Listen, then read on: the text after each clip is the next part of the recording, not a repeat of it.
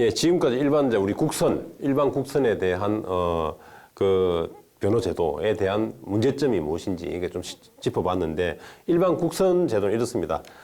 재판부가 국선 변호를 맡겠다고 하는 변호사들의 풀을 가지고 있고, 거기서 재판부가 필요에 따라 또는 사건에 따라서 변호사를 선정해서 지정하게 되죠. 그래서 사실상 돌아가면서 하게 되는 뭐 그런 구조이고, 그래서 변호사가 1년에 한 몇 건 정도씩 하게 되는 그런 시스템을 이제 일반적인 국선 변호라고 하는데, 이러다 보니까 아마 법원 재판부 입장에서 볼 때는 좀 더 효율적으로 사건을 배당하고 또 그 변론과 재판을 진행하고자 하는 그런 또 아마 요구가 있었을 겁니다. 그래서 만들어진 제도가 바로 국선 전담 변호사 제도인데, 자, 어떤가요? 우리 일반 국선에 비해서 국선 전담 변호사 어떻습니까? 예, 그러니까 말씀하신 대로 이제 변호사들이 이제 국선 사건을 맡아서 수행을 하다 보니 예. 그러니까 보수도 적고 열의도 좀 떨어진다라는 비판이 이제 제기가 되면서 그렇죠. 국선 사건만을 전담하는 변호사를 두게 되었습니다. 예. 그래서 이 국선 전담 변호사들은 다른 사건, 그러니까 개인적으로 사건을 선임하지 못하고 재판부에서 지정해준 이 국선 변호 사건만을 하게 돼 있죠. 예. 그래서 이 변호사들은 이제 일정한 건수를 보장을 해줘서 그렇죠. 보수가 일반 사건을 하는 경우와 거의 견주어서 부족하지 않을 정도로 보수를 챙겨주는 예. 형식으로 진행이 되고, 아무래도 이제 국선 사건만 전담을 하다 보니까 예. 피고인들 입장에서는 일반 국선 변호사들보다 더 열과 성의를 가지고 변호를 해준다라는 호평을 받고 있다고 합니다. 예. 그래서 잘만 활용이 된다면 피고인들 입장에서는 아주 좋은 제도로 볼 수 있습니다. 예, 그렇죠. 국선 전담 변호사가 이제 재판부와 연결이 돼 있어가지고 재판부에서 배당하는 사건만 맡아서 하는 그런 형사 사건을 하게 되는 것이죠. 그리고 본인의 사건, 본인이 개별적으로 다시 수임할 수 있는 사건은 이제 못하게끔 돼 있는 것이죠. 그렇게 해서 국선 전담이라는 말을 쓰고 있고요. 그래서 보수는 그러니까 사건의 수를 어느 정도 보장해주고 거기에 따른 보수가 대략 한 600에서 700 정도 월 그 정도가 지급된다고 합니다. 그리고 아울러서 사무실 유지비 형태로 해서 한 50만 원 정도 지급이 되는 것으로 그렇게 알려져 있습니다. 자, 어떻습니까? 이게 그런데 불구하고 최근에 이제 국선 전담 변호사를 선정하는 과정에서 이제 문제가 있다고 하는데, 어떤 문제점이 좀 있나요, 우리 곽 변호사님?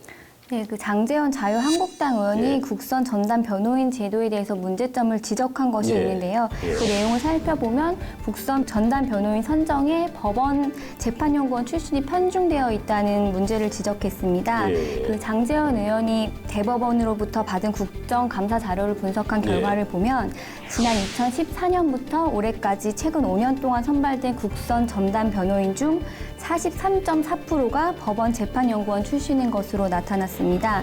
비율을 보면 이 기간 선발된 국선 전담 변호인은 법원 재판연구원 출신이 96명으로 가장 많았고, 변호사가 95명, 사법연수원이 24명, 법학전문대학원이 4명, 검사 2명 순으로 집계됐습니다. 예. 그 말씀하신 대로 보면은 이제 국선 전담 변호사를 주로 이제 재판연구원 출신 중에서 지금 뽑았다는 뭐 그런 의혹이죠. 그래서 결국은 이제 우리 이런 의혹들이 과거부터 많이 이제 좀 제기되어 왔습니다. 왜냐하면 일부 이제 우수한 인력들을 재판연구원으로 일단 뽑았다가 다시 변호사로 내보내야 되는데, 변호사 내보낼 때 이 사람들이 다른 로펌이나 이런 데 가지 않도록 막기 위해서 이제 사실 변호사가 가자마자 다시 국선 전담 변호사로 선정함으로써 다시 법원에 이제 목을 맬 수 있도록 해가지고 이렇게 우수한 자원들을 좀 관리하자라는 그런 또 의혹도 있었던 것 같아요. 어떻습니까, 이러면서?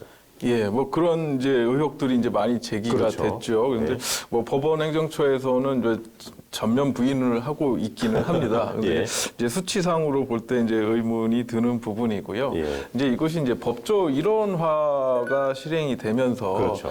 판사가 임용되는 경력 조건으로 변호사 몇 년 뭐 이런 그렇죠. 조건이 붙게 되었죠. 그래서 예전에는 이제 우수한 인력들을 연수원에서 바로 판사로 임용을 했었는데, 이제는 이제 그럴 수가 없게 된 상황이 되니까 말씀하신 대로 이제 판사로 꼭 임용하고 싶다고 생각되는 우수한 인재, 이제 본인들이 보기에요. 이제 그렇죠. 그분들을 재판 연구원으로 이제 일단 선발을 했다가 이제 그분들이 로펌이나 이런 이제 변호사 활동을 하면서 많은 보수를 맛본다든가 그렇죠. 아니면 이제 좋은 안정적인 직장이 생길 경우에 다시 법원으로 들어오지 않을 가능성이 그렇죠. 꽤 높지 않습니까? 예. 이제 그렇기 때문에 이제 관리하에 두는 거 아니냐라는 의심을 받고 있는 겁니다. 그래서 이거는 국선 전담 변호인 제도가 좋은 취지고 이제 이런 취지로 만든 것이 아니라